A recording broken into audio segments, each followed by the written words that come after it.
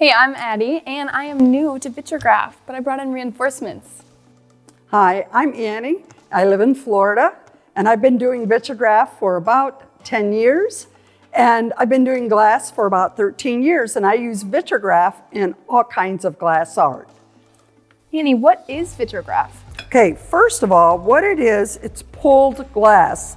You need a special kiln that has a hole in the bottom, and as it comes out of the kiln, through the hole of the pot, through the kiln, it forms this gorgeous, gorgeous pieces of glass. Now these are twisted. Sometimes I just do a solid color. That's great. Can you just use any old pot? No, I'm really picky about my Vitrigraph pots. Number one, and I hate to say this, but they should be made in Italy because they use a different kind of clay than the US pots or the Mexican pots. All right, when you start, you really need to start thinking about your three primary colors. So I just put down the red, yellow, and blue. So red and yellow make Orange. correct, and blue and yellow, Green. and blue and red, Purple. purple or violet, yes. So anytime you put opposite colors together, it's going to turn brown. Now, you can always add white and you can always add black, but be very careful with black because it takes over the whole pot.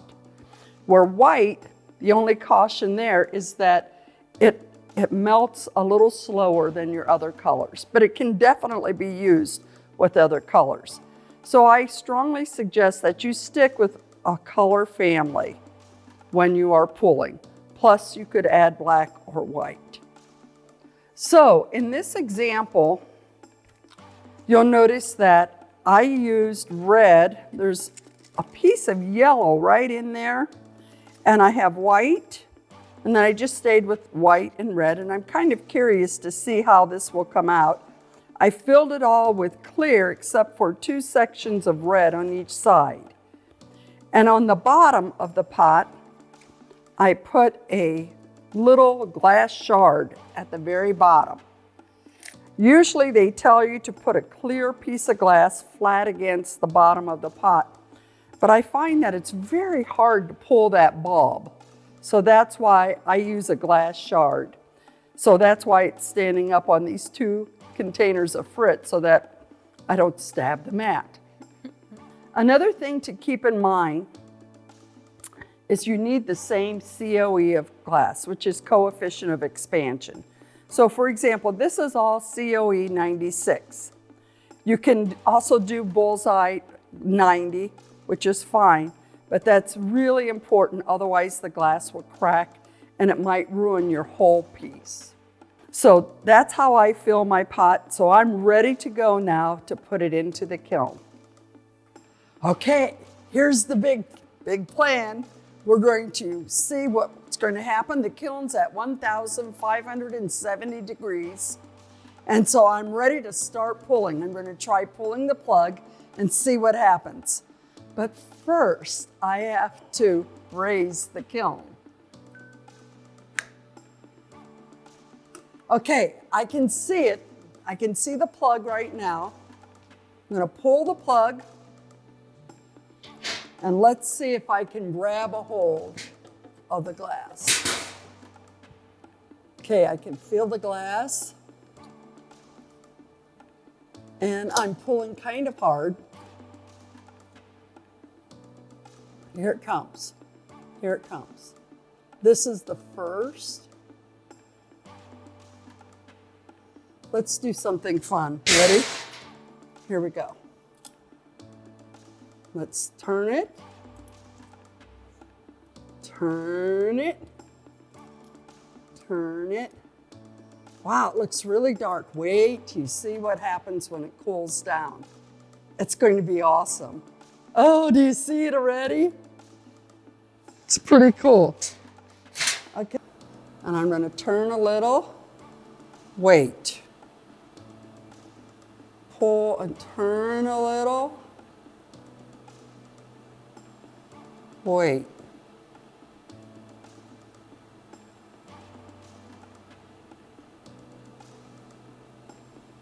It's coming. Oh, wait till you see.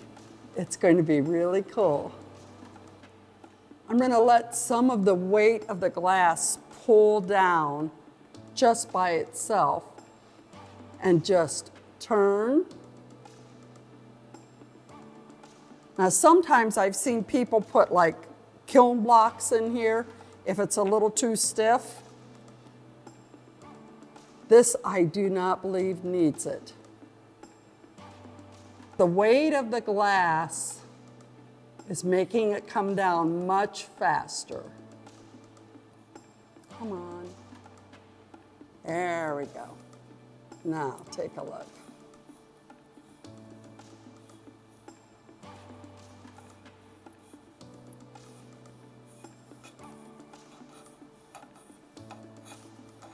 It's just a metal pipe that has a hole through it.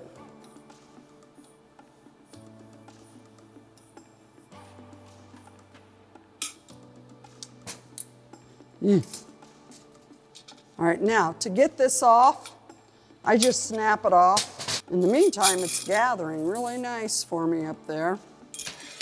Okay, we're ready to open up the kiln. It's the following morning. We just let it cool down overnight. And so let's first see what the pot looks like that we used. Isn't the front opening great? Well, in this pot, we chose to put a little bit of zip spray. It was a bit of an experiment because we were told not to do that. And I wanted to see if the glass, if it would affect the glass, and it did not. As you can see, there's maybe between a 1/2 and a 1/4 inch of glass at the very bottom. We could maybe use this again. I just want you to caution you though, if you have much more than a 1/2 inch, your pot will crack the next time that you want to use it for vitrograph. But otherwise, you're probably good for at least 3 or 4 pots full, as long as you go from lighter to darker with your colors. Okay, let's look at some of the vitrograph up close.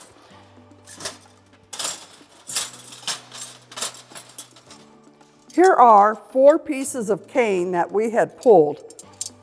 And if you look carefully, this was toward the beginning of the pull right here. And you can see the little bit of yellow and it looks more opaque. And then as we got further into the pull, it's still pretty opaque, but some of the clear is starting to come through. And then you can see it gets more and more clear. It's prettier and prettier. And look at this toward the end.